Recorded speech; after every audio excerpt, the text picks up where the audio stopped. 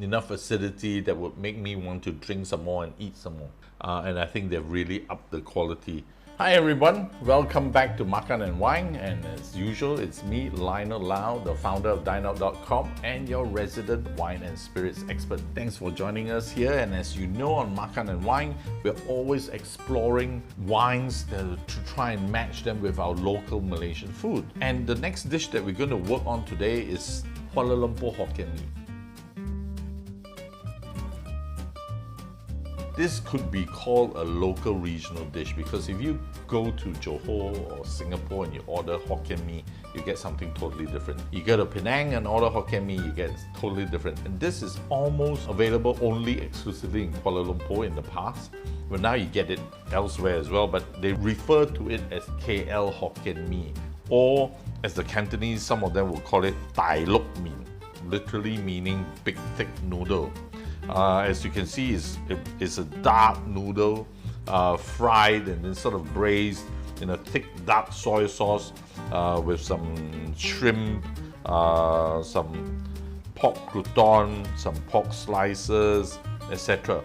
And this is a classic dish in Kuala Lumpur, purportedly invented here in KL as well. So what wines are we going to go with this? The first wine we're going to try is an Italian sparkling wine. It's not champagne, obviously. It's from the Veneto region, northeast in Italy. It's a Prosecco. Prosecco are generally dry like champagne, and just like the cousins Franciacorta, all dry sparkling wines, and almost always spumante, which is sparkling.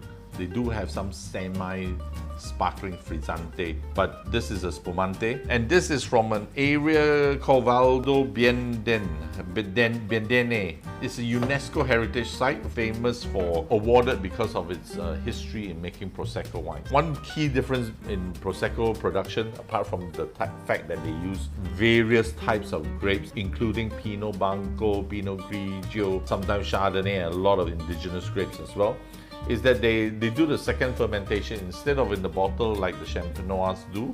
They would do it in the large cement tanks, making it cheaper to produce and therefore much more affordable. But equally, I would say very, very high quality as well. And they have it in DOC, DOCG, and this particular one that we're having today, the Cardiracho, is a DOCG, Prosecco Superiore DOCG.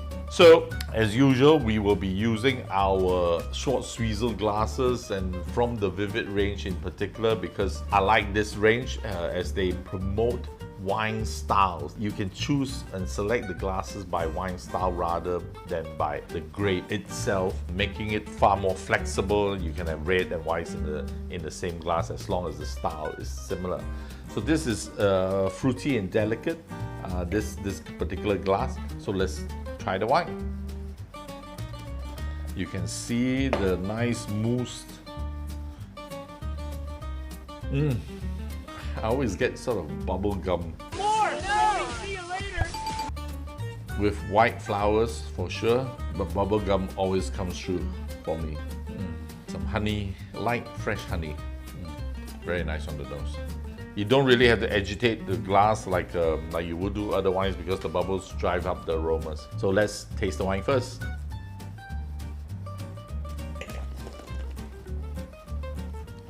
Coats the mouth. I would say medium dry, not totally dry. Let's try some noodles.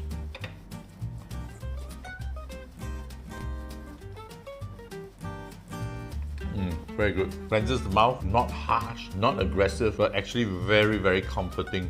Little bubbles, sort of cleansing the mouth and getting you ready to eat the next one. Very nice, very nicely done. And now we move on to the second wine. And the second wine is very interesting. It's from the Southern Rhone, probably the most famous area in Southern Rhone. It's called the region of Châteauneuf-du-Pape. It's an AOC. AOC literally means it's guaranteed from a particular region, right? You get an AOC. And Châteauneuf-du-Pape literally means the Pope's new castle. And the histories books say that it all happened when the Pope Clement, I can't remember which number, moved the papacy to Avignon. And when he moved it to Avignon, they were all still drinking a lot of Burgundy wines. They liked Burgundy wines and they promoted a lot of Burgundy wines. But slowly but surely they started to drink some wines from north of Avignon, which was the Southern Rhone. But in those days, the wines were still fairly light, and until the Pope John the 22nd or something started to drink more and more of the wines from the north of Avignon, to the point that they actually called it Vin de Pape, the Pope's wine. And eventually he actually built a castle in Châteauneuf-du-Pape, and they then called it Châteauneuf-du-Pape, the Pope's new castle. And literally they took it to heart, and as you can see, I hope you can see on this bottle, and every bottle of Châteauneuf-du-Pape, they have this symbol, which is the symbol of the Châteauneuf-du-Pape, the Pope's new castle. Every single bottle, it will always be embossed with this. So they are legally allowed to blend up to 13 grapes. 13, yeah, you heard me, 13 grapes. But the dominant grape will always be Grenache, Syrah, Mourvèdre, etc. Not all of them will use all 13 grapes. In fact, most of them don't, but they are allowed to. But I believe Châteauneuf-du-Pape, with its Grenache dominant character, should work very well. The wines are generally not full-bodied, I would say medium plus, but they will always exhibit a nice, refreshing, yet rich character that makes it very fruit-friendly. So let's give it a try. And slightly different glass I'm using here. This is flavoursome and spicy, I think, or something. Oh, wonderful nose. I love Châteauneuf-du-Pape's. That Grenache and Syrah and Mourvèdre blend. The Australians copy it. They have something called the GSM. If you ever drank the GSM from Australia, that's their version of a Châteauneuf-du-Pape. Grenache, Syrah and Mourvèdre. So you get that violets, that red cherries, a little bit of black cherries. You get a bit of pencil lead, actually, pencil. I know a lot of you younger people don't use the traditional pencil and use maybe mechanical pencil, but if you smell that pencil lead, I get that in here.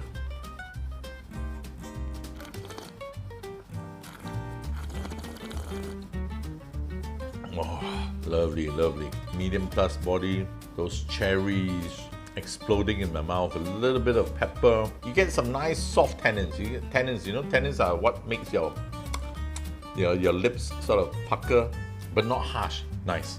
So let's try some noodles.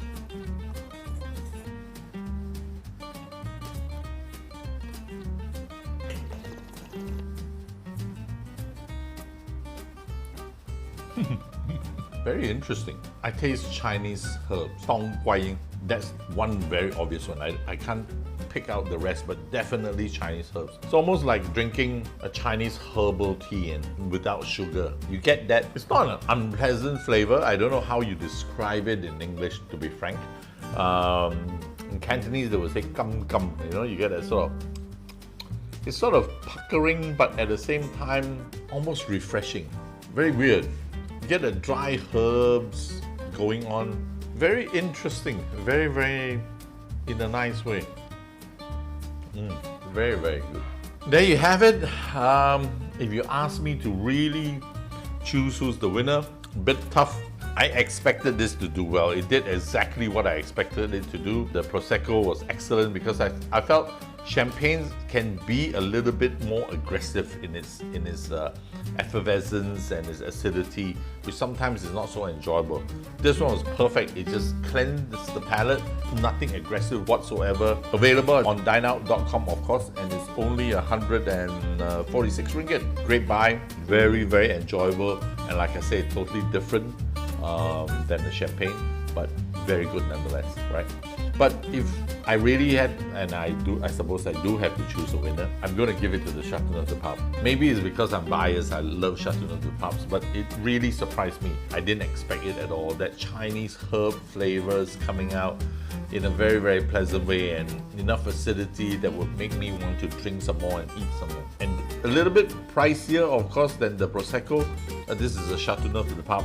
After all, it's 240 ringgit. Not crazy price. This is a winery that was recently taken over by Igal, the famous Northern Rhone producer, and I think they've really upped the quality, and the wine is wonderful. It's absolutely lovely.